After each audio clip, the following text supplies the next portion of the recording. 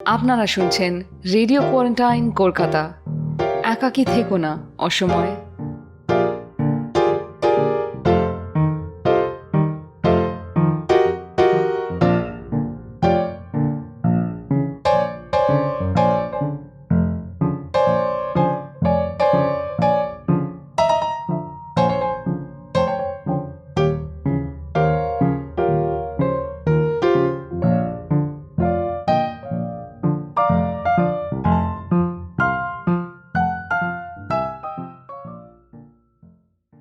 আপনারা শুনছেন radio quarantine Kolkata.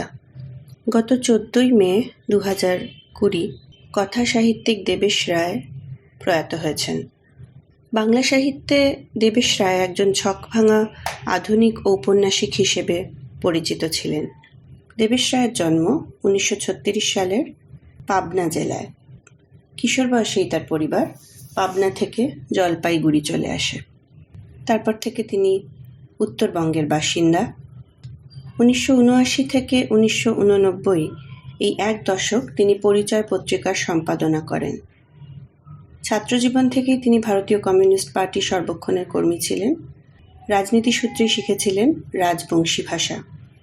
Debesh রায়ের প্রথম গল্প প্রকাশিত হয়েছিল 1953 সালে।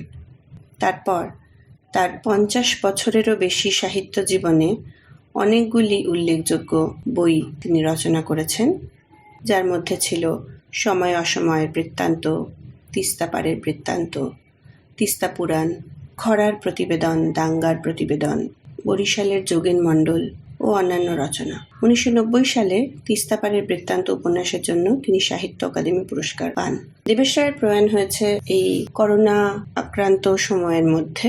আমরা আমাদের চলতি মূলধারার পত্রপত্রিকায় যেটুকু তার কাজ নিয়ে চর্চা দেখেছি, তার থেকে বেশি দেখেছি দেবেশ রায়ের ব্যক্তিগত জীবন নিয়ে স্মৃতিচারণ। তাই আজকে আমরা আমাদের এই বিশেষ অনুষ্ঠানে দেবেশ রায়ের সাহিত্যের দিকে একটু নজর ফেরাবো। তার সাহিত্যের নানা দিক, তার রাজনীতি, তার সাহিত্যের ইতিহাস বোধ, তার সাহিত্যের চরিত্ররা, তার সাহিত্যের যে ল্যান্ডস্কেপ, যে সাউন্ডস্কেপ, ভাষা, তার গদ্যের শৈলী এবং তার কিছু নির্বাচিত রচনা থেকে কিছু পাঠ, এই সব মিলিয়ে আজকে আমাদের এই বিশেষ অনুষ্ঠানমালা, যার নাম দেবেশ পারের বৃত্তান্ত। আজকের অনুষ্ঠানমালায় অংশ নিয়েছেন অধ্যাপক ও দেবেশ রায় গবেষক শাশ্বতী মজুমদার, অধ্যাপক শান্তনু সরকার, বাংলা ভাষার গবেষক ও লেখক স্বরূপ কুমার সরকার, লেখক এনাক্ষী রায়, লেখক সাক্ষ্যজিৎ ভট্টাচার্য, অধ্যাপক ও লেখক স্বপন পাণ্ডা এবং সাহিত্য আলোচক ও সংবাদকর্মী তাপস দাস। এখন শুনবেন কথা সাহিত্যিক দেবেশ রায়ের স্মরণে বিশেষ অনুষ্ঠান দেবেশ পারের বৃত্তান্ত। দেবেশ পারের বৃত্তান্ত আজকের এই অনুষ্ঠানমালায় আমাদের প্রথম বক্তা শাশ্বতী মজুমদার। অধ্যাপক ও দেবেশ রায় গবেষক শাশ্বতী মজুমদার আজকে বলবেন কথোয়াল বা কথাকার বা গদ্যকার, যাই বলি না কেন, দেবেশ রায়ের সাহিত্যের ধারাটি নিয়ে।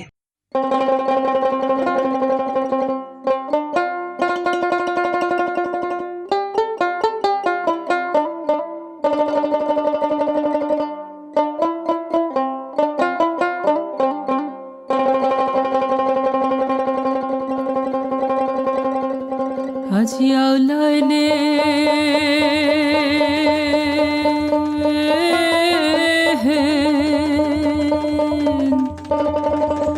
আজিয়াউলাইনে মোর বান্দা ময়াল রে,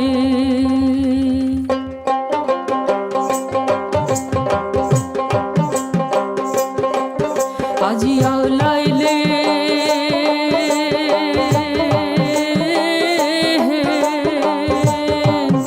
আজিয়াউলাইলে মোর বান্দা ময়াল রে, আজি আহলাইলে মোর বান্দা ময়াল রে।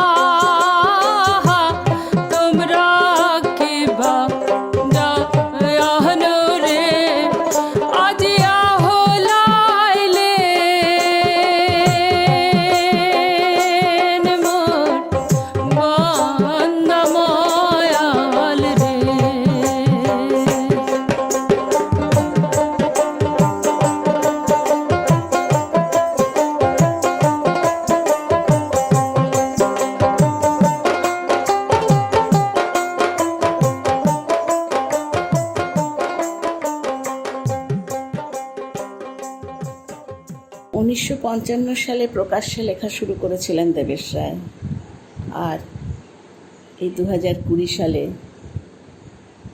লেখার টেবিল ছেড়ে, লেখার টুলটি ছেড়ে উঠে যান তিনি, লিখতে লিখতেই হাতের কলমটি রেখে।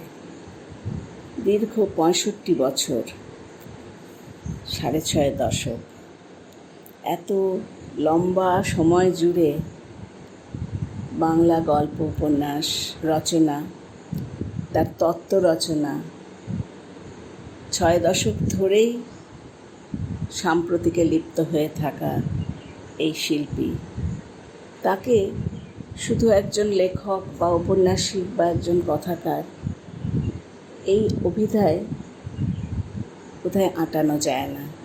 দেবেশ রায় নিজের জন্য একটা নাম ঠিক করেছিলেন।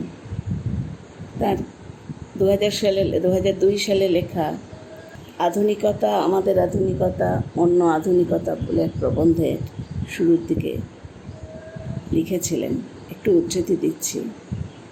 আমার কাজ বলতে এখন একটাই, গল্প বানানো।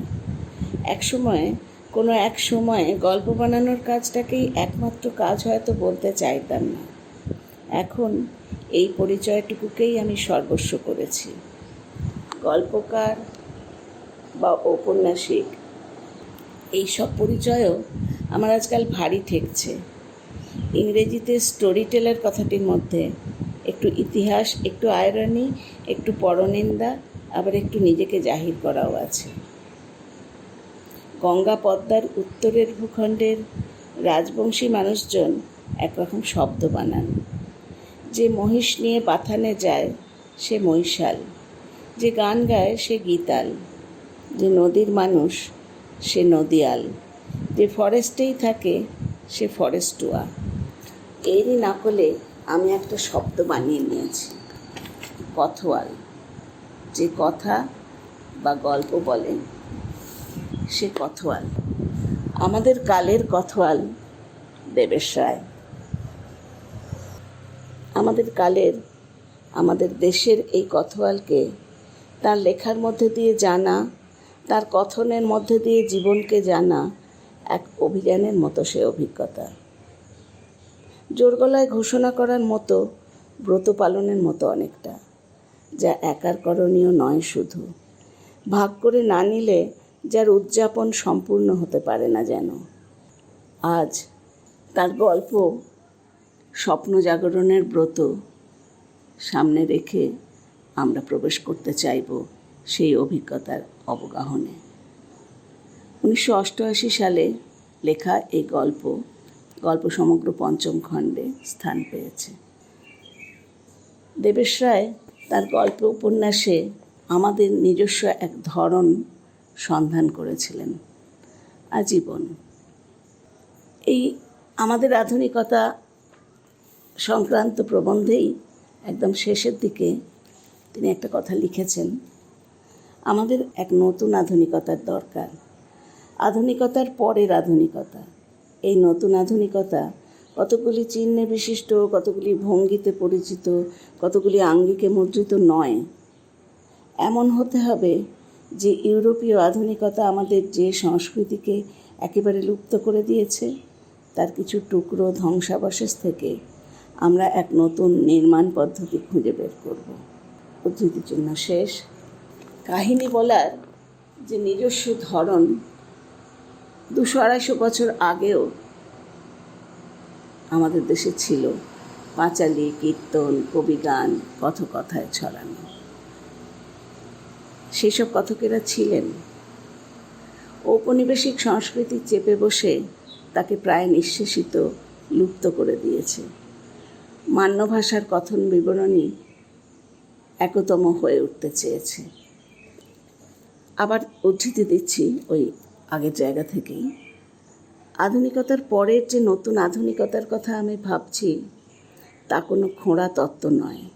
তা কেন্দ্রিকতাকে অস্বীকার করা এক পরিধিকে সত্য করে তোলার সক্রিয়তা, কেন্দ্রহীন পরিধি। এমন কল্পনার মধ্যে স্ববিরোধিতা আছে।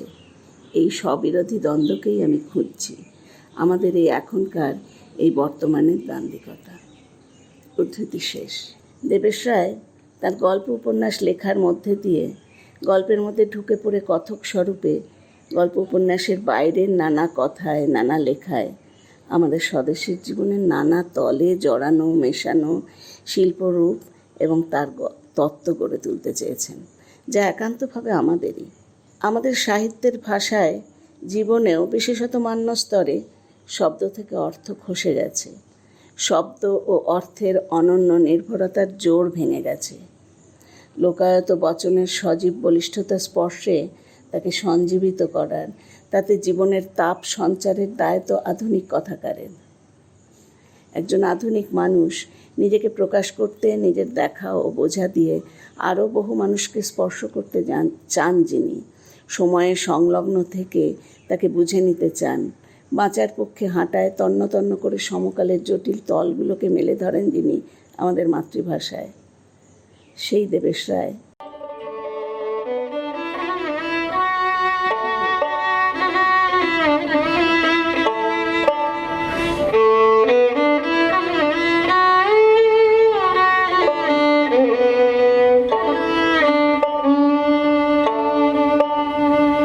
বীর প্রধানা,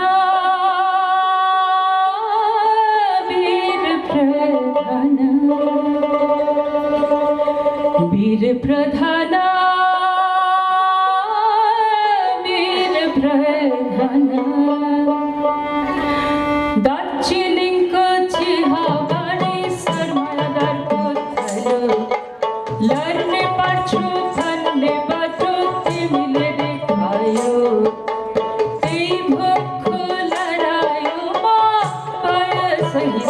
होतीम लाईला से लामछा, होतीम लाईला से लामछा, वीर प्रधाना, वीर प्रधाना, वीर प्रधाना, वीर प्रधाना। গল্পের উপন্যাসের তার আখ্যান কথনের ভাষা অর্জন করেছিলেন জীবন দিয়ে। গল্প সংগ্রহ সমগ্র দ্বিতীয় খণ্ডের ভূমিকায় সে কাহিনী তিনি লিখেছেন। আমি আবার একটুখানি খুব সামান্য উদ্ধৃতি দেব।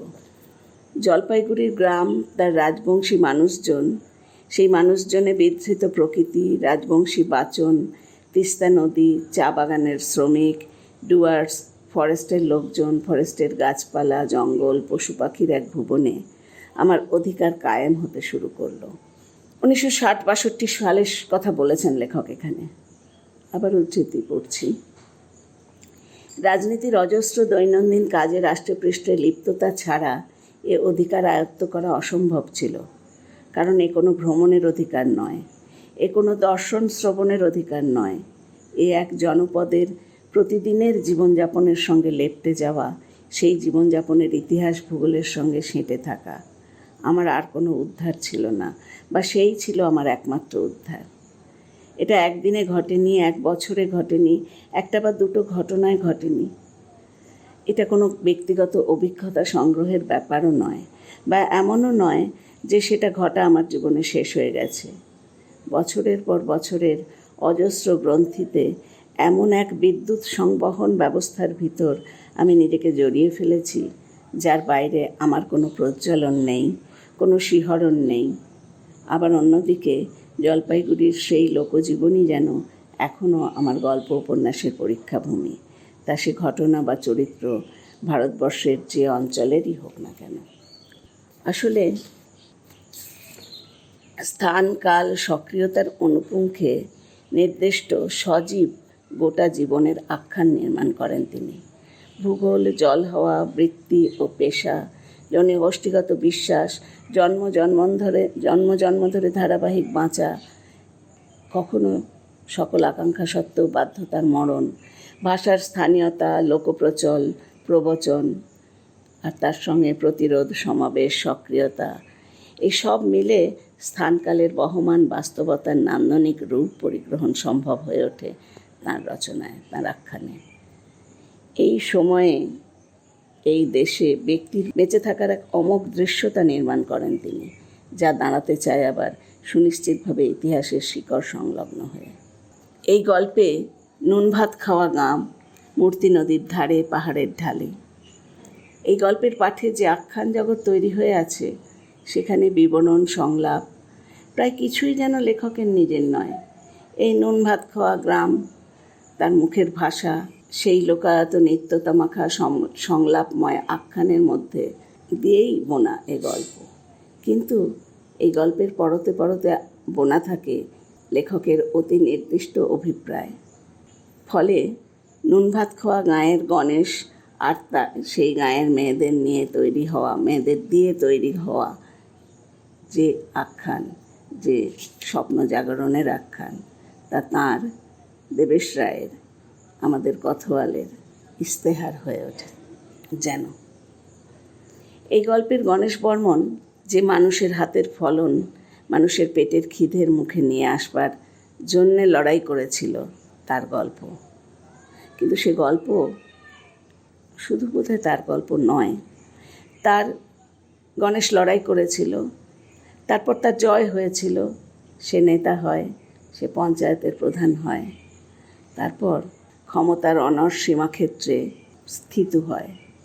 সূর্যোদয়, সূর্যাস্ত, আবার সূর্যোদয়, আবার সূর্যাস্ত, এই দৈনন্দিন থেকে পঞ্চায়েতে যাওয়া, গ্রামের মুখিয়া হয়ে থাকা, সেই দৈনন্দিন থেকে গণেশ ক্রমে শক্তিমান হয়ে উঠেছে। শক্তিমান গণেশের দৈনন্দিন আজ হয়ে উঠেছে এই জীবন। আর সেই শক্তি ও ক্ষমতার বলিষ্ঠ ধৃতি থেকে কখন অলক্ষ্যে তার স্বপ্ন খসে গেছে, যে স্বপ্নই তাকে চালিয়েছিল। আমি গল্পে ভেতরে যাচ্ছি। এক ভোর না হওয়া ভোর, কুয়াশা মাখা ভোরেরও আগের ভোরে নিজের ঘরের দরজা খুলে নিজের দাওয়ার সিঁড়ির দিকে এগিয়ে যায় গণেশ। আর তার ভেতর থেকে বিশাল খাড়া চাপা গাছের মতো দেহটা যেন ভেঙে পড়তে চায়। আর ভেতর থেকে গোয়ানির মতন চিৎকার বেরিয়ে আসে, ভোজি ভোজি গে, ভোজি গে। তার বড় বৌদিকে ওরকম স্বরে ডাকতে শুনেই সে নিজে বোঝে সে কেঁদে উঠতে চায়, আর তার বড় বৌদিও বেরিয়ে আসে দ্রুত। বলে, কি হয়েছে রে তোর গণেশ? সাপে কামড়াইছু? সাপ? আমি উদ্ধৃতি দিচ্ছি গল্প থেকে। গণেশ হাঁ করেই ছিল, হাঁ মুখটাই নাড়িয়ে বোঝায়, না, সাপ নয়। ভয় পাইছু গণেশ, ভয় পাইছু? নিশ্চিত ভয় পাইছু। তখন আকাশের দিগন্তে নতুন ঘাসের মতো আলো, গাছের মাথায় মাথায় অন্ধকার গূঢ়, স্রোত ঢেকে ফেলে নদীর খাত তখনও অনেক উঁচুতে উঠে আছে, বাড়ির মোড়কটাও ডাকেনি, চাপা গাছের পাখি পাখোয়াল ডাকার শব্দ তোলেনি। সেই সময়ে কুয়াশার ভিতর, কুয়াশা ভেঙে ভোজি আর তার মাঝখানের মাটিটুকুর ভিতর ভেঙে পড়তে পড়তে গণেশ বর্মন তার হাঁ করা মুখটাকেই উপরে নিচে দুলিয়ে জানায়, হ্যাঁ, ভয় লাগছে। উদ্ধৃতি শেষ। এই গণেশ বর্মন উত্তরবঙ্গের প্রত্যন্ত গ্রাম নুনভাত খোয়া, আদিবাসী মানুষজন সেখানে, সেই গ্রামের গণেশ বর্মন। তার মা নেই, বাবা নেই, দাদাও নেই, আছে একমাত্র ভোজি, আর আছে গোটা গাঁয়ের সব মানুষ। সেই গণেশ বর্মন কাটা চাঁপা গাছের মতন এলিয়ে যায়, তার মাথাটা কাঁধে নিয়ে কোলের মধ্যে জড়িয়ে ধরে ভোজি গুনগুন করে যেন গান গেয়ে উঠতে চায়। তার ভিতর থেকে তার স্মৃতি ঝরিয়ে গানের সুর তৈরি হয়ে ওঠে। আর গণেশ কেঁদে ওঠে, জোরে কেঁদে ওঠে। ভোজি জিজ্ঞেস করে, স্বপন দেখেছু গণেশ? স্বপন দেখেছু রে? তেষ্টা পাইছে? জল খাবো? গণেশ ভেউ ভেউ করে কেঁদে ওঠে। তার এই কান্নার চিৎকারে চারপাশ থেকে মানুষ এসে জড়ো হয়ে যায়। কেউ বোঝে না কোন সর্বনাশের মুখে দাঁড়িয়ে তারা উপস্থিত হয়েছে, কারণ তাদের নেতা, যে তাদের লড়াইয়ে জিতিয়েছে, যে তাদের আজকের জীবন উপহার দিয়েছে, তাদের নেতা, তাদের পঞ্চায়েতের প্রধান, সেই গণেশ বর্মন কাটা চাঁপা গাছের মতো পড়ে আছে।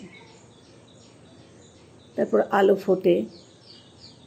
গণেশ বর্মন একসময় নিজেই জানায় তার কান্নার কারণ। মই স্বপন দেখিবার ভুলি গেইছু, মোরার স্বপন নাই ভোজি, মোরার স্বপন নাই। গণেশ বর্মনের আছে নিজের বলতে এই ভোজি। ভোজির মেয়ে, ছোট মেয়ে মূরতি, গণেশই এই নাম দিয়েছিল তাকে। সেই মূর্তির গতকাল 7 ভক্ষণ হয়েছে। 7 ভক্ষণের পর আসন্ন প্রসবা সেই ভাইঝির আগামী সন্তানের স্বপ্ন দেখতে চেয়েছে আগের রাত ধরে গণেশ বর্মন। সে স্বপ্ন দেখতে পায়নি। বলবান শক্তিবান নেতা সেই গণেশ, সে এক ছোট্ট শিশু তার বুকের উপর খেলা করবে, তার বুকের উপর চাপবে, এই নরম স্বপ্ন দেখতে চেয়েছিল। সে স্বপ্ন সে দেখতে পায়নি। স্বপ্ন দেখতে না পাওয়ার হাহাকারে ডুকরে উঠেছে গণেশ। এই গণেশ বর্মন এককালে স্বপ্ন নিয়েই চালিত হয়েছিল, মানুষের ফলনকে মানুষের মুখের কাছে নিয়ে পৌঁছে দেওয়ার স্বপ্নই ছিল তার চালিকা শক্তি। যোদ্ধাদের অত্যাচার, বন্দুকের গুলির আঘাত, জেলখানার দেওয়াল তার স্বপ্নকে আহত করতে পারেনি, প্রতিহত করতে পারেনি। সেই স্বপ্নের শক্তিতেই তাকে এখন বন্দুক, পুলিশ, জেলখানা, সদর সবাই ভয় পায়। ঘূর্ণিঝড়ের মতো খোলামেলা, আকাশের মতো পরিষ্কার সেই গণেশ বর্মন এই গল্পের ভোরে স্বপ্নরিক্ত নিঃস্ব মানুষ। একজন মানুষের কথা, একটা লড়াকুর জীবনের কথা, আর ক্ষমতার অন্ধগ্রস্ততার কথা ইতিহাসের ভূগোলের ব্যাপ্ততায় পৌঁছে যায় আমাদের কথওয়ালের রচনায়। ব্যক্তিজীবন ইতিহাসে স্থাপিত হয়, আর ব্রতযাপনের শুদ্ধতাকামী স্বপ্ন বীজ রক্ষণের দায় এই গল্পের মধ্যে দিয়ে যেন বা আজকের মানুষের ওপর বর্তায়।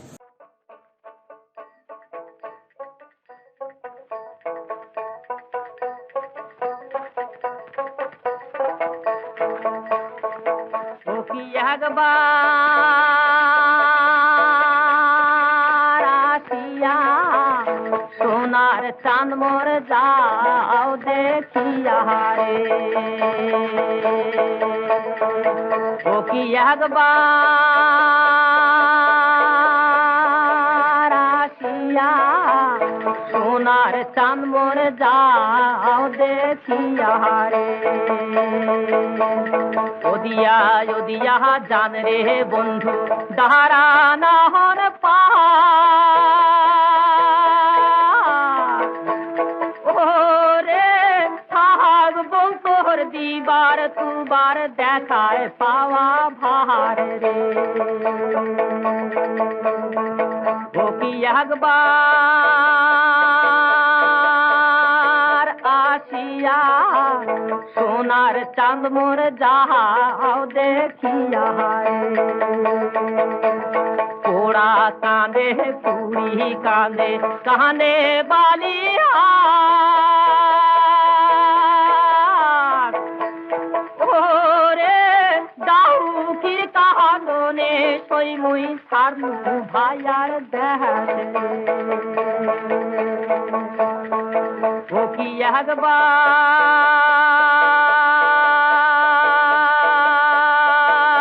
আসিয়া সোনার চাঁদ মোর যাও দেখিয়া রে। আইলো তো ফোটে আইল কাশিয়া দোলা ফোটে হোলা, ওরে বাপ মায় বেহাতে খাইতে সোয়ামী পাহা গেলা রে, ও কি একবার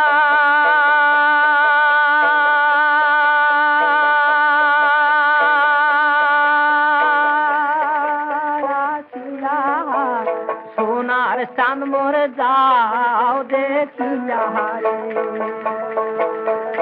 লোকে যেমন ময়নারে পোষে পিঞ্জিরায় ভরিয়া, ওরে ওই মতো নারীর জৈবন রাখি বাঁধিয়া রে, ও কি একবার আসিয়া সোনার চাঁদ মোর যাও দেখিয়া রে। 1995 সালে গল্প সমগ্র পঞ্চম খণ্ডের ভূমিকায় দেবেশ রায় এই গল্পগুলি রচনার সময়টাকে তুলে ধরেছিলেন। আমি উদ্ধৃতি পড়ছি আবার। 80 দশক শেষ হতে না হতেই প্রায় আণবিক বিস্ফোরণের মতো প্রচণ্ডতায় অথচ প্রায় বিস্ময়কর নীরবতায় বিশ্ব সমাজতান্ত্রিক ব্যবস্থা এক দ্রুত ধ্বংসের মধ্যে ঢুকে গেল। আর বছর 3-4 মধ্যে সোভিয়েত ইউনিয়ন ও পূর্ব ইউরোপের সমাজতান্ত্রিক দেশগুলির পরিচয় মানচিত্র থেকে মুছে গেল। আমার চেতনার কোন অস্পষ্ট শুরু থেকে সমাজতান্ত্রিক স্বপ্ন এক রাজনৈতিক কল্পনা হয়ে উঠেছিল। সে কল্পনা প্রতিদিন পুষ্ট হয়েছে এই ভারতীয় বাস্তবতার দৈনন্দিনে। সেইখানেই ওই ভূমিকাতেই লেখক লিখেছেন, আবার উদ্ধৃতি, আমাদের আস্তিক্যের বুনিয়াদ ধসে গেছে। বিশ্বাস বদল করে মানুষ বাঁচতে পারে না, মানুষ বিশ্বাস বদল করে বাঁচেও না।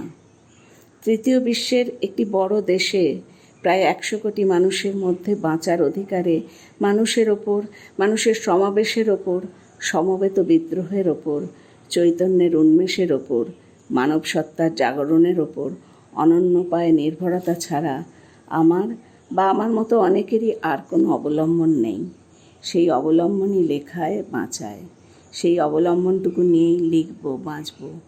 এটাও কেবল আশাই, যে আশা ছাড়া জীবন ধারণ করা যায় না। উদ্ধৃতি শেষ। সেই আশাই এই স্বপ্ন জাগরণের ব্রত রচনা করে। যেহেতু ব্যক্তির যাপনের বাস্তবতার সম্যক উদ্ঘাটনই তার শিল্পগত অভিনিবেশের কেন্দ্রে রয়েছে, তাই এই কোতোয়ালের রচনা বিশ্বে ব্যপ্ত হয়ে থাকে এক গভীর বিষাদ। আবার গভীর বিষাদ সত্ত্বেও এক ধরনের আস্তিক্যও আছে তাঁর রচনায়, যা তাঁর লেখাকে নৈরাশ্যের অন্ধকার থেকে বাঁচায়। দেশে দেশে কালে কালে প্রতিরোধ সমাবেশ সক্রিয়তা গড়ে উঠেছিল, গড়ে উঠবে স্বপ্নেরই বল পেয়ে। স্বপ্ন ছাড়া শক্তি, স্বপ্নহীন ক্ষমতা শুভ নয়, সর্বনাশ নিয়ে আসে।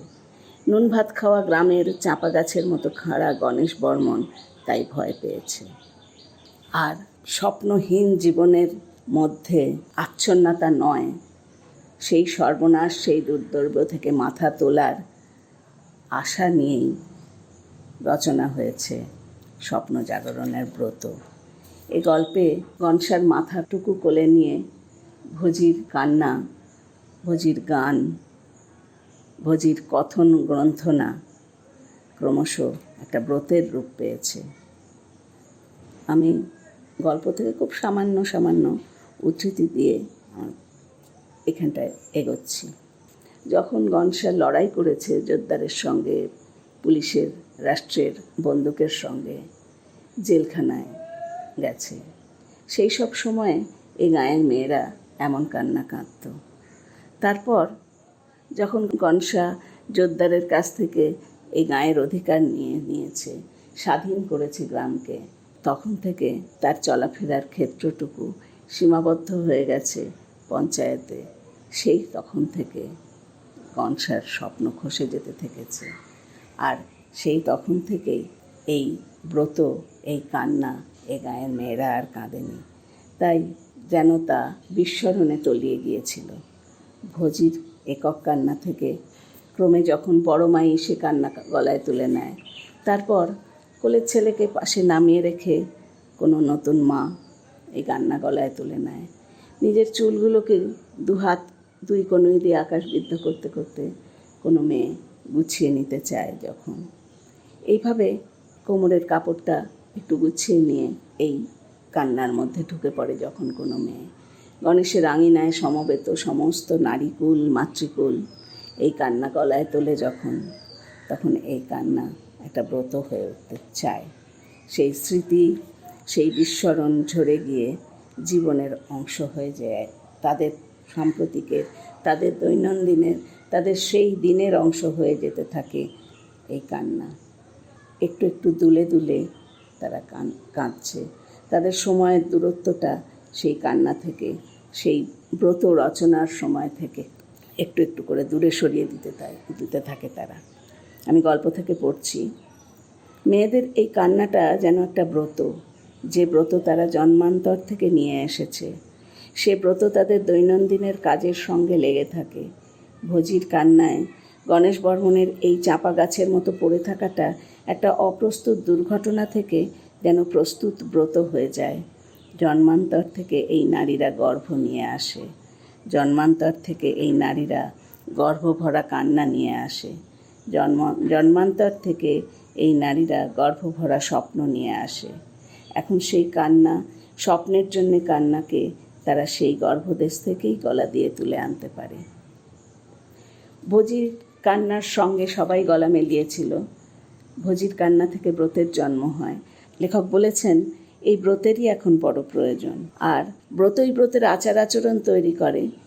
মূর্তিকে মাঝখানে নিয়ে, মূর্তি গণেশের সেই ভাইজি, আসন্ন প্রসবা ভ্রাতুষ্পুত্রী, তাকে মাঝখানে নিয়ে একদল মেয়ে উঠোন পেরোতে পেরোতে ওই কান্না গলায় তুলে নিয়ে এগোতে থাকে। তারপর ভোজির পাশে গিয়ে দাঁড়ায় মূর্তি। ভোজি সরে যায়, গনসার মাথা মূর্তি নিজের কোলে তুলে নেয়। আবার উদ্ধৃতি পড়ছি গল্প থেকে। মূর্তির পরনে ফোঁতা, তার পা ভাঁজ করা, তার ভরা মাসের ভরা পেট গণেশ বর্মনের মাথার ওপর দিয়ে ঝাঁপিয়ে পড়ে। গণেশ বর্মনকে তার সেই ফোলা পেটের তলায় দিয়ে মূর্তি তার গর্ভের সন্তানের আন্দোলনের ধ্বনি শোনায়। উদ্ধৃতি শেষ। তাদের এই কান্নায় গণেশের সারা লড়াইয়ের জীবন আকার পায়। আর তার সঙ্গে প্রতি পদে বারবার বারবার বারবার উচ্চারিত হয়, গনসা আমার ডর খায় ছেড়ে। তারা গায়, ওরে গনসার আমার স্বপন নাই রে, গনসা আমার ডর খায় ছেড়ে। ওরে সারা জীবন স্বপন দেখিছে, গনসা আমার ডর খায় ছেড়ে। ওরে জেলখানা তো বসি স্বপ্নাছে গনসা, গনসা আমার ডর খায় ছেড়ে। ওরে গনসার আমার স্বপন নাই রে, গনসা আমার ডর খায় ছেড়ে। ওরে এন বলবান হয়েছে গনসা, গনসা আমার ডর খায় ছেড়ে। ওরে স্বপন ছাড়া বলবান গনসা, গনসা আমার ডর খায় ছেড়ে। ওরে বল আছে আর স্বপন নাই রে, গনসা আমার ডর খায় ছেড়ে। ওরে বল ছাড়া কি রাজ্য চলে, গনসা আমার ডর খায় ছেড়ে। ওরে স্বপন ছাড়া কি রাজ্য চলে, গনসা আমার ডর খায় ছেড়ে। ওরে বলবানের স্বপন নাই রে, গনসা আমার ডর খায় ছেড়ে। মূর্তি তার সন্তানের, আসন্ন সন্তানের আন্দোলন, পেটের মধ্যে নড়াচড়ার ধ্বনি গনসার কানের কাছে পৌঁছে দিতে চায়। এই শুনো তোমার নাতি পা ছুঁড়িবার ধরে, এই শুনো তোমার নাতি মাথা খান দিয়া মুখো গুঁতাছে। তার সঙ্গে সঙ্গে চলে ব্রতের উচ্চারণ, ওরে বল ছাড়া কি রাজ্য চলে, গনসা আমার ডর খায় ছেড়ে। মূর্তি তার গর্ভের প্রাকপ্রসব এই আলোড়নের ধ্বনি থেকে তার কাকার মনে স্বপ্ন সঞ্চার করে দিতে চায়। এই শুনো তোমার নাতি খান পাশ ফিরেছে, ওরে বলবানের স্বপন নাই রে, গনসা আমার ডর খায় ছেড়ে। নুন ভাত খাওয়া গাঁয়ের পাহাড়ের ঢাল বেয়ে, বাইরে রাঙিনা, তারপর পাহাড়, তারপর নদীর ওপরে ছড়িয়ে যেতে থাকে এই নতুন ব্রত। এই গণেশের ভিতরে রাঙিনায় জন্ম হওয়া নতুন ব্রত। সেই নতুন ব্রত তার আসন্ন প্রসবা ভ্রাতুষ্পুত্রীর গর্ভের আলোড়ন থেকে জন্ম হওয়া নতুন ব্রত শক্তিমান মানুষটিকে স্বপ্নে ফিরিয়ে আনবে। আবার সে স্বপ্ন দেখবে নাতি তার বুকের ওপর শুয়ে কী খেলা খেলছে। দেবেশ লিখেছেন, এমন শক্তিমান যদি স্বপ্নহীন হয়ে যায় তাহলে তো সমস্ত স্বপ্নহীনরা শক্তিমান হয়ে উঠবে। সে দুর্দৈব ঠেকাও, শোনো গর্ভের আলোড়ন শোনো, স্বপ্নে জাগো, স্বপ্নে জাগো। এই নারীরা জন্মান্তর থেকে গর্ভ নিয়ে আসে, এই নারীরা জন্মান্তর থেকে গর্ভভরা কান্না নিয়ে আসে। সেই গর্ভের কান্না দিয়ে এই নারীরা এখন স্বপ্ন জাগরণের ব্রত পালন করছে। এই স্বপ্ন জাগরণের ব্রতের গ্রন্থনা, আখ্যান বিবরণ শিল্প হয়ে উঠেছে আমাদের অলক্ষিত দৈনন্দিনের ব্যক্তিকতা মানব ইতিহাসে উন্নীত করে। 1988 গল্প আজকের বাস্তবতায় ভীষণ রকম প্রত্যক্ষতা নিয়ে প্রতিভাত হচ্ছে। অনুপুঙ্খতায় ব্যক্তিক স্থানিক এ গল্প দৈনন্দিনে ভর করেই যেন হয়ে উঠেছে সাম্প্রতিকতম দৈনন্দিনেও সংলগ্ন। গণেশ বর্মন নামক ব্যক্তি উত্তরবঙ্গের পাহাড়, নদী, জঙ্গলের একান্ত স্থানীয়তার ভাষা, ভঙ্গি, আচরণ সমেত সুনিশ্চিতভাবেই ইতিহাসের শিকড়ে সংলগ্ন থেকেও ভবিষ্যতের যাপনে সজীব সংযোগের বিস্তার পেয়েছে। আজ আমাদের মনে হচ্ছে আমাদেরও স্বপ্ন জাগরণের সময় এসেছে। স্বপ্নহীন এক শক্তিমত্তার চাপে আমরা প্রতি মুহূর্তে পিষ্ট হচ্ছি। স্বপ্নে জাগতে হবে, স্বপ্ন জাগরণের ব্রত উদযাপন করতে হবে আমাদের। আমাদের কথোয়াল আমাদের হাতে তুলে দিয়ে গেছেন সেই রসদ, তাকে স্বীকরণ করতে হবে, তাকে গ্রহণ করতে হবে সম্পূর্ণ অস্তিত্ব দিয়ে। সার্থক হবে শিল্প রচনা, সার্থক হবে কোতোয়ালের স্মৃতি, সার্থক হবে আমাদের জীবন, আমাদের ভবিষ্যৎ। ধন্যবাদ।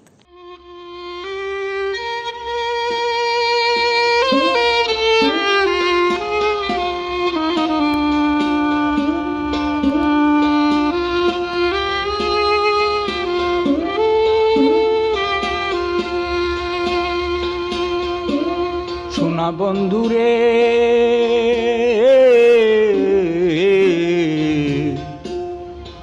আমি তোমার নাম লইয়া কান্দি।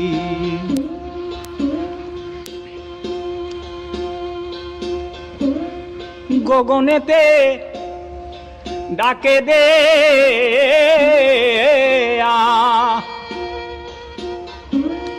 আসমান হইল আন্দিরে বন্ধু, আমি তোমার নাম লইয়া কান্দি।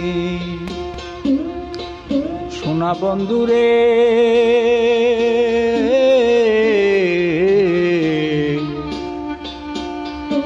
আমি তোমার নাম লইয়া কান্দি। কথা সাহিত্যিক দেবেশ রায়ের সাহিত্যকর্মকে ফিরে দেখার এই বিশেষ অনুষ্ঠান দেবেশ পাড়ের বৃত্তান্তে আজকে আমাদের দ্বিতীয় বক্তা অধ্যাপক শান্তনু সরকার। দেবেশ রায় লেখা একটি অতি বিখ্যাত উপন্যাস সময় অসময়ের বৃত্তান্ত থেকে উঠে আসা এক অবিস্মরণীয় চরিত্র কেলু, তাকে ঘিরেই এই পর্বের বিষয় কেলু চরিত মানুষ।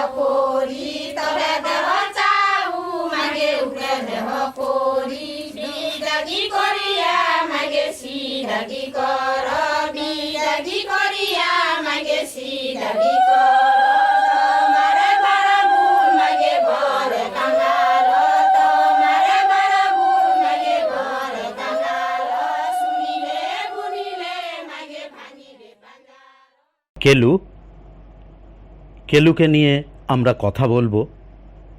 কোন কেলু? দেবেশ রায়ের সময় অসময়ের বৃত্তান্ত নামক আখ্যানের কেলু। আমরা দেবেশ রায়ের মৃত্যুর পর কাদাখোয়া, বাঘারু, কেলু এদের নিয়েই তো কথা বলবো। কেলুকে নিয়ে কি আগে কেউ কোনো কথা বলেনি? নিশ্চয়ই বলেছে। তীব্র মেধাবী আলোচনা করেছেন শিবাজী বন্দ্যোপাধ্যায় তার বাংলা উপন্যাসে ওরা নামক প্রবন্ধ গ্রন্থে। কিন্তু কেলুকে নিয়ে কি আর নতুন কোনো কথা বলা সম্ভব নয়? আর কি নতুন কিছু বলার নেই?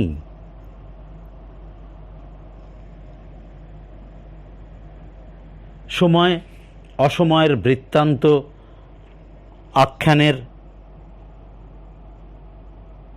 শুরুতে যে গ্রন্থবন্ধন অংশ আছে, সেখানে আখ্যানকার দেবেশ রায় আমাদের জানান যে বৈচিত্র্য আর আয়তন আর জটিলতার ভয়ে কেলুর আখ্যান তিনি বাদ দেননি। কেলুর আখ্যান বাদ দিলে রাধিয়া আখ্যান অসম্পূর্ণ থেকে যায়, রাধিয়ার আখ্যান অসম্পূর্ণ থাকলে পাড়ারিয়ার কাহিনী অসম্পূর্ণ থেকে যায়, পাড়ারিয়ার কাহিনী অসম্পূর্ণ থাকলে তো সময় অসময়ের বৃত্তান্তই রচিত হয় না। আমরা কেলুচরিত মানুষ কি রচনা করতে পারি? আখ্যানকার দেবেশ রায় কেলুকে অনুসরণ করেন 10 বছর ধরে। ন্যূনতম 5টি পত্রিকাতে তিনি বিভিন্ন সময়ে যে আখ্যান বুনে চলেন, সেই দীর্ঘ সময়কালে মধ্যে তিনি গ্রন্থবন্ধন ও গ্রন্থমুক্তি ছাড়াও 8টি আখ্যান রচনা করেন, যা আমরা সময় অসময়ের বৃত্তান্ত নামে উপন্যাসে বা আখ্যানে পেয়েছি।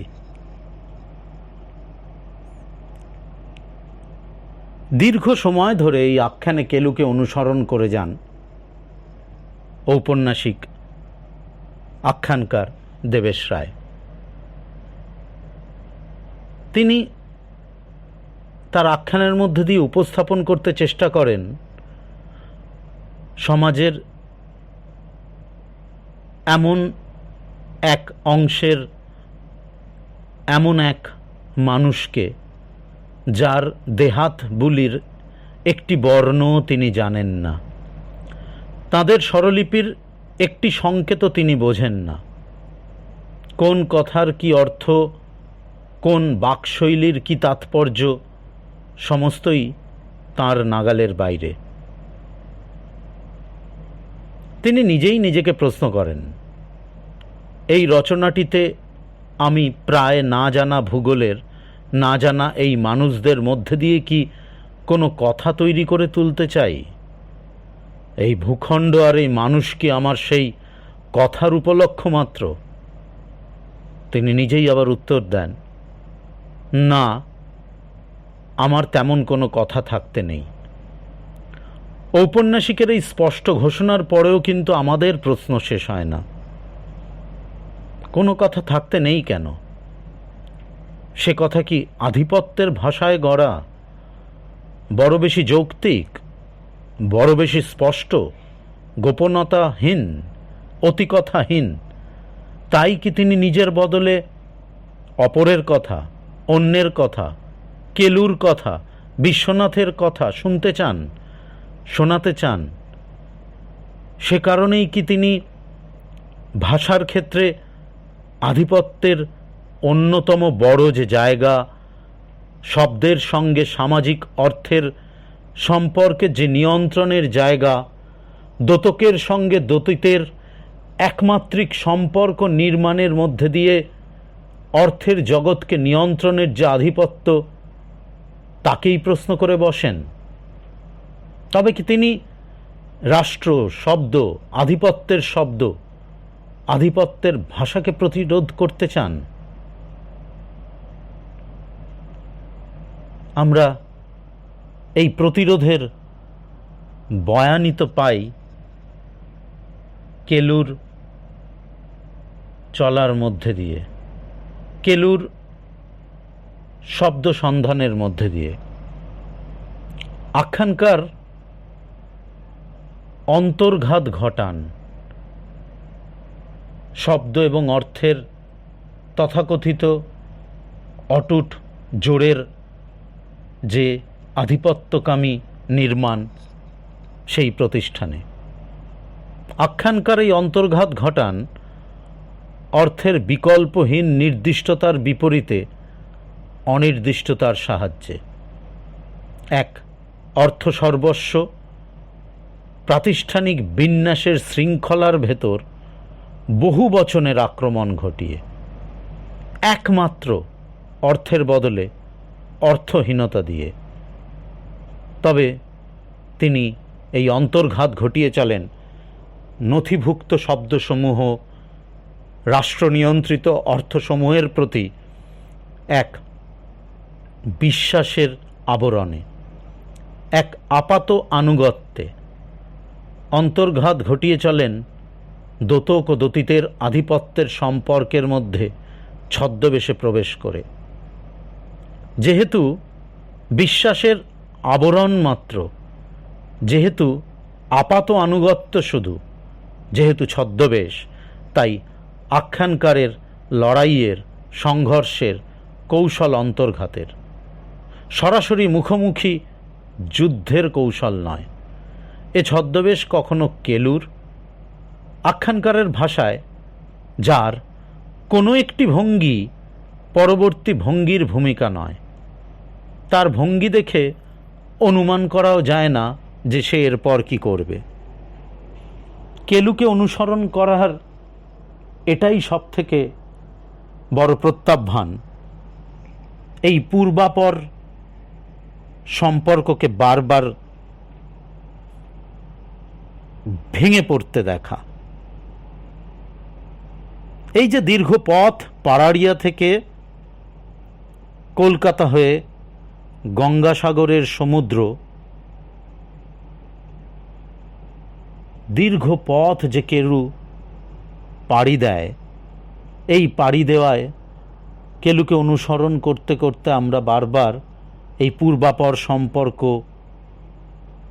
হারিয়ে ফেলি। আমরা কার্যকারণ সম্পর্ক হারিয়ে ফেলি। রাষ্ট্রের কাছে, নিয়মের কাছে, যুক্তির কাছে এই আনপ্রেডিক্টেবলরাই তো সবচেয়ে চিন্তার কারণ, যার কোনো একটি ভঙ্গি পরবর্তী ভঙ্গির ভূমিকা নয়। বস্তু বিশ্বের সমস্ত কিছুকে সম্পূর্ণরূপে ব্যঞ্জনামুক্ত করে একেবারে নির্দিষ্টভাবে সাব্যস্ত করতে না পারলে তো আধিপত্যের ভিত দুর্বল থেকে দুর্বলতর হয়ে পড়ে। এই অন্তর্ঘাতের ফলে রাষ্ট্রের প্রতিনিধিদের নানা রকম নাকাল হওয়াও আমরা প্রত্যক্ষ করি। যখন স্টোনম্যান সন্দেহে গ্রেপ্তার কেলুর জবানবন্দি নিতে কালঘাম ছোটে থানার ছোটবাবুর, কারণ তার চেনা কোনো ছকেই সে কেলুকে মেলাতে পারে না। কেলুর কোন শব্দের কি অর্থ, কোন ভঙ্গির কি মানে, কিছুই আঁচ করতে পারেন না ছোটবাবু। আর পারবেনই বা কী করে? রাষ্ট্রের প্রতিনিধি থানার ছোটবাবু ভাষা বা চিহ্নের যে জগৎ, তার জগৎ থেকে কেলুর জগৎ তো একেবারেই ভিন্ন। আখ্যানকার নিজেই তো বলেন, ছোটবাবু যতই কেলুর প্রতিদিনের ভ্রমণের একটা ছক বের করতে চান না কেন, কেলু সে ছক ভেঙে দেয়। ছোটবাবু কেলুর রাত্রির নিদ্রার একটা নির্দিষ্টতা যতই খুঁজতে চান না কেন, কেলু ঘুমিয়ে ঘুমিয়েই অন্য ফুটপাতে চলে যায়। থানার শহরের প্রত্যেকটি রাস্তা চিহ্নিত, একটা অন্ধ গলিরও নাম আছে, নম্বর আছে। থানায় রাস্তার প্রত্যেকটি পোস্ট চিহ্নিত, সেটা ফোনেরই হোক, লাইটেরই হোক, আর ট্রাম কোম্পানিরই হোক। থানায় প্রত্যেকটি বাড়ি চিহ্নিত, প্রত্যেকটি বাড়ির প্রত্যেকটি ঘর চিহ্নিত। থানায় রাস্তার পিচ বা ঢালাই পর্যন্ত চিহ্নিত। এত চিহ্নবদ্ধ শহরের একটা থানার ছোটবাবু কি করে সেই কেলুকে চিহ্নের সীমানার মধ্যে আনবেন, যে কেলুর কোনো চিহ্নই নেই? বড় বেশি চিহ্ন নির্ভর আধিপত্যের ভাষার কাছে সত্যিই তো কেলুরা চিহ্নহীন। তাই তো উপন্যাসের এক বড় অংশ জুড়ে কেলু লাগসই শব্দের সন্ধান করে যায়, যে শব্দে সে আশ্রয় পেতে পারে।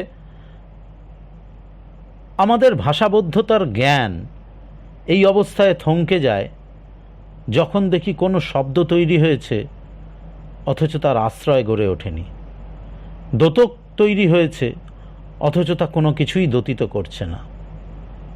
আখ্যানে দেখি পুলিশ তার শব্দতত্ত্ব দিয়ে একটা শব্দ বানিয়েছে, স্টোনম্যান, কিন্তু শব্দটা এতই আবছা, তা দিয়ে পুলিশের কাজ বেশি দিন চলে না। তাই তারা তৈরি হয়ে উঠেছিল এই শব্দটির এক ও একমাত্র শ্রেণীকে বানিয়ে তুলতে বা খুঁজে বের করতে। আর উল্টো দিকে কেলুর যে শব্দতত্ত্ব, সেই শব্দতত্ত্ব নিয়ে সে না জেনে স্রেফ আন্দাজের ওপর ভর দিয়ে স্টোনম্যান শব্দটির দিকে হেঁটে যাওয়ার মন তৈরি করে হয়ে ওঠে এই শব্দটির এক ও একমাত্র মানুষ।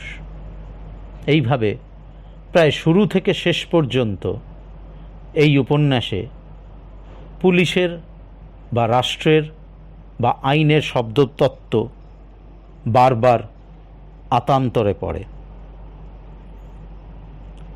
আতান্তরে কি শুধুই রাষ্ট্রের শব্দতত্ত্ব পড়ে, পুলিশ পড়ে? আমরা কি পড়ি না? ঔপন্যাসিক কেলুকে কি সমস্ত আখ্যান জুড়ে একভাবেই দেখতে পান? আমরা কি একই কেলু পাই? পাড়ারিয়ার যে কেলু, সে কেলু তো বদলে যায় কলকাতায় এসে। পাড়ারিয়াতে গ্রামের মানুষ কেলুকে তাদের আশ্রয় হিসেবেও ভাবে।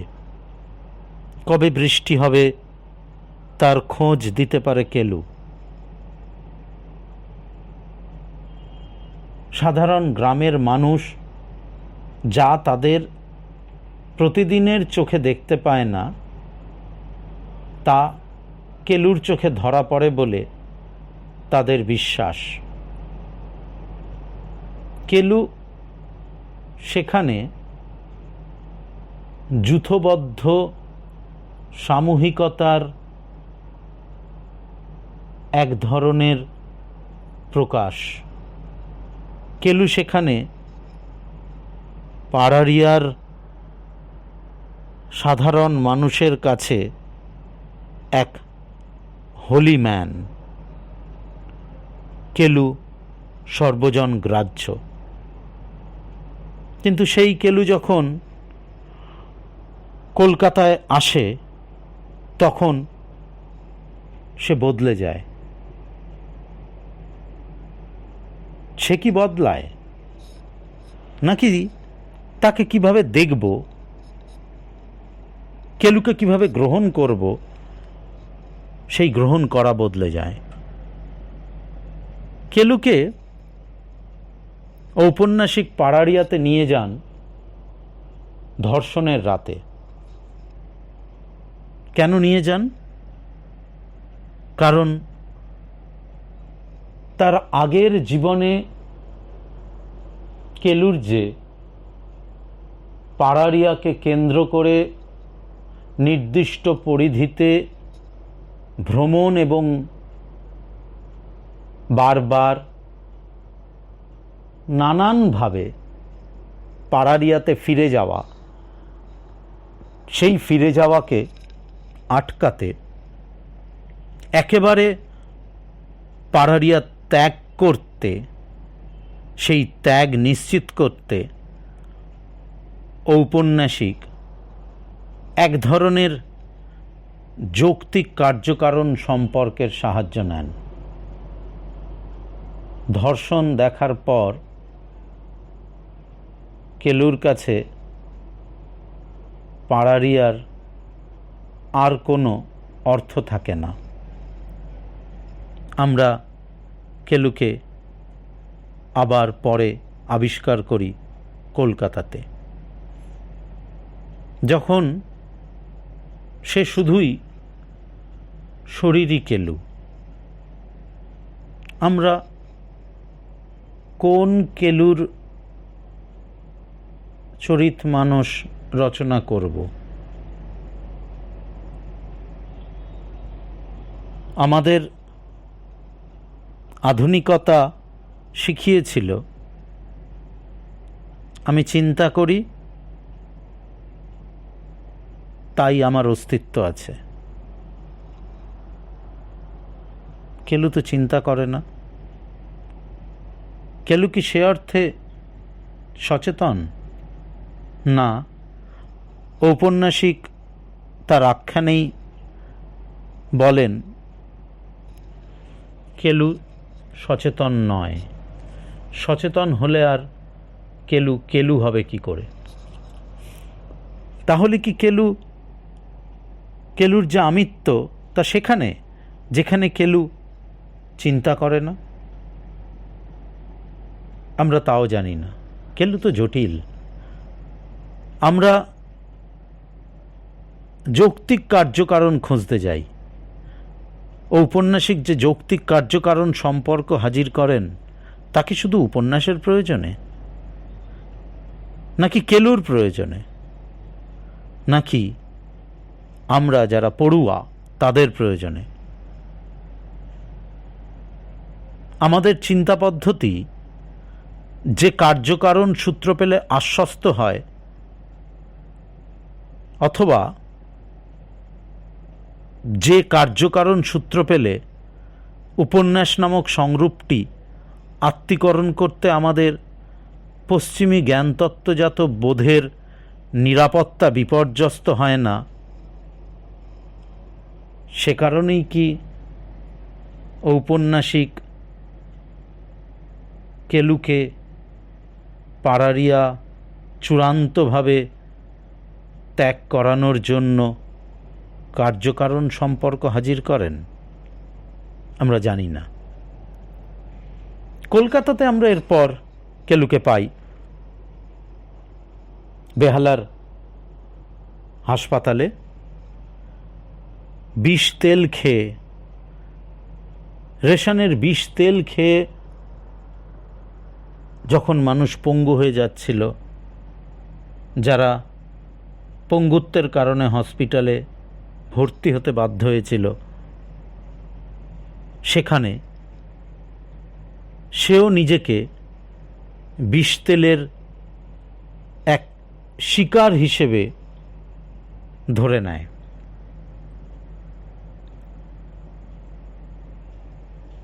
ধরে নিয়ে সে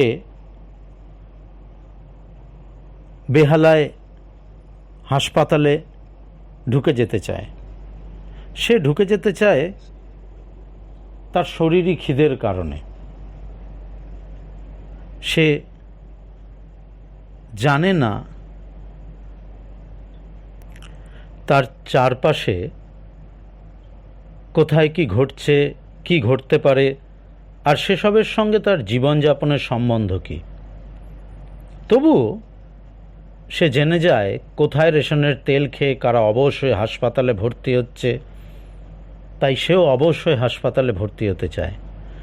সে জেনে যায় কোথায় কার মাথায় পাথর ভাঙা হচ্ছে, সেও মাথায় পাথর ভাঙতে চায়। সে জেনে যায় কোথায় মানুষের মিছিল চলেছে, সেও মানুষের মিছিলে ঢুকে পড়তে চায়। যেন এখন কেলুর কাছে হাসপাতাল, জেলখানা, মিছিল তার একটা আশ্রয়। এগুলোও তো সেই নিয়মবদ্ধ, শৃঙ্খলাবদ্ধ, ব্যবস্থাবদ্ধ সচেতনতার অংশ। কোনো দেশ বা রাষ্ট্র কি এখনও থাকতে পারে যেখানে হাসপাতাল নেই, জেলখানা নেই, মানুষের সমাবেশ নেই? তাহলে কেলু সেই হাসপাতালে বা জেলখানার বা সমাবেশে ঢুকে পড়তে চাইবে না কেন? কিন্তু কেলু কি মিথ্যে বলে? ঔপন্যাসিক, আখ্যানকার আমাদের জানান কেলুর তো কোনো ব্যক্তিগত সচেতনতাই নেই। সে কি করে মিথ্যে সাজাবে? কোথাও একজন মানুষ বিষ তেল খেলে কেলুর শরীরে তার প্রতিক্রিয়া ঘটবে না কেন? কোথাও একজন মানুষ হাতে পাথর তুললে কেলুর শরীরে সেই সক্রিয়তা আসবে না কেন?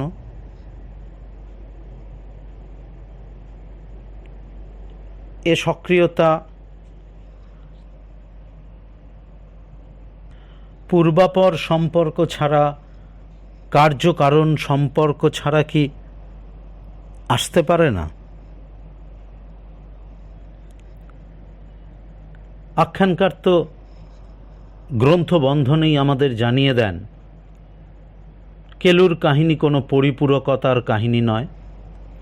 তিনি আমাদের জানান তার কাহিনী এক স্বয়ংসম্পূর্ণ কাহিনী, ও এক স্বয়ং সম্পূর্ণতার কাহিনী। কেলু কি তবে এক এমটি সিগনিফায়ার, ভাসমান দোতক, যার দোতই নির্দিষ্টভাবে তৈরি হয়নি? কেলু কি তবে শ্রীমদ্ ভাগবত গীতার 11 অধ্যায়ের শ্রীকৃষ্ণ, যিনি অর্জুনকে বিশ্বরূপ দর্শন করান, যিনি অব্যয়, তিনিও তো এক ধরনের ভাসমান চিহ্নায়ক, ভাসমান দোতক। সে সূত্রে কেলু এবং শ্রীকৃষ্ণ আমি যখন সময় অসময়ের বৃত্তান্ত পড়ি, পাশাপাশি চলতে থাকে।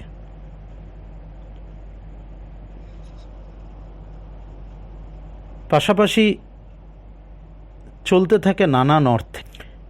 কেলুর মধ্যে তো আমি পাঠক ভারতবর্ষের রূপ দর্শন করি। আখ্যানকার তো শুরুতেই বলেন যে এ বৃত্তান্তের কাহিনীতে কেলু তার সেই দূর গাঁও পাড়াড়িয়া থেকে কলকাতা হয়ে বঙ্গোপসাগর পর্যন্ত যায় এক স্বয়ং সম্পূর্ণতার খোঁজে। আখ্যানকার তো আমাদের জানান আমাদের দেশের অর্থনীতি, রাজনীতি ও সমাজ এরকম একটি সম্পূর্ণতার, স্বয়ং সম্পূর্ণতার খোঁজেই 1947-এর পর লেগে আছে। এখানে একটি পরিসরের কথা উল্লেখ করেন আখ্যানকার 1947-এর পরের কথা বলতে গিয়ে। তিনি পাঞ্জাবের কথা বলেন।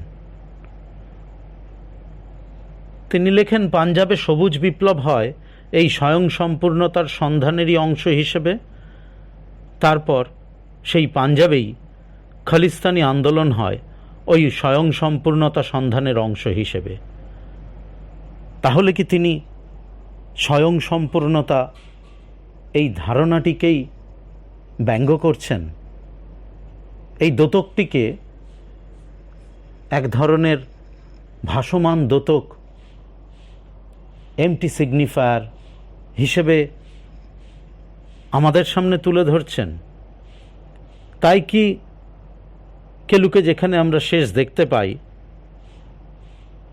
আখ্যানের সেই অংশটার নাম স্বয়ং সম্পূর্ণতা অর্জনের সময় এরকম ঘটে থাকে তিনি দেন?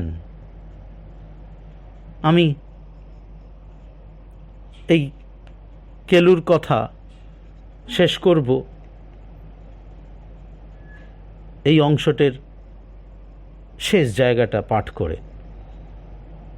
কেলু ঘুরে যায়, এবার তার মুখ পাড়ের দিকে। কেলু দেখে শেষ তটভূমিতে মানুষ, তার দেশ, গাঁও, জেলা সদরের মানুষ, আর মানুষে মানুষে তটরেখা আঁকা হয়ে গেছে। কেলুর দেশের শেষ তটরেখা। কেলু তো ভারতবর্ষ চেনে না, অথচ সে তাকিয়েছিল ভারতবর্ষেরই এক শেষ স্থলভাগের দিকে।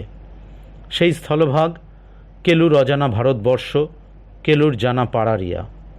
কেলু ঢেউয়ের মাথায় পা দিয়ে ঢেউয়ের ওপর জেগে ওঠে, তারপর ঢেউয়ের সঙ্গে নেবে আরেকটা ঢেউয়ের মাথায় পা দেয়।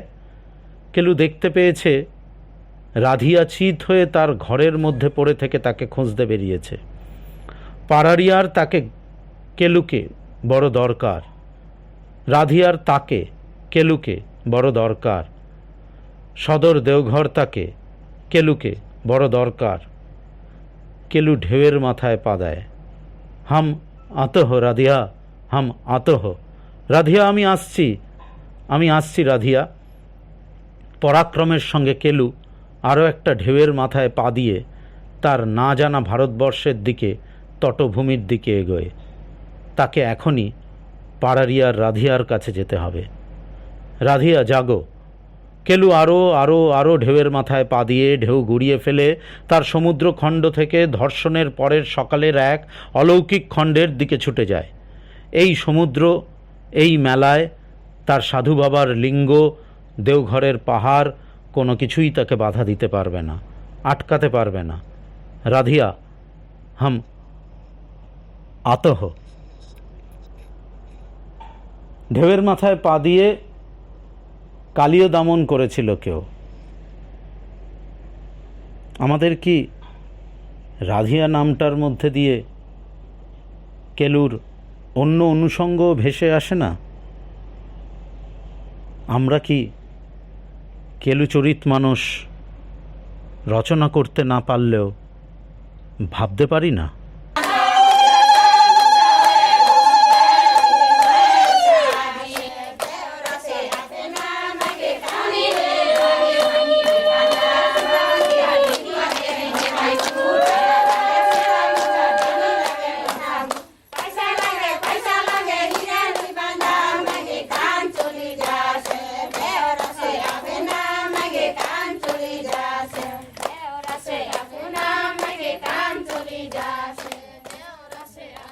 আপনারা শুনছেন রেডিও কোয়ারেন্টাইন কলকাতায় কথা সাহিত্যিক দেবেশ রায়ের সাহিত্য কীর্তিকে ফিরে দেখার অনুষ্ঠান দেবেশ পাড়ের বৃত্তান্ত।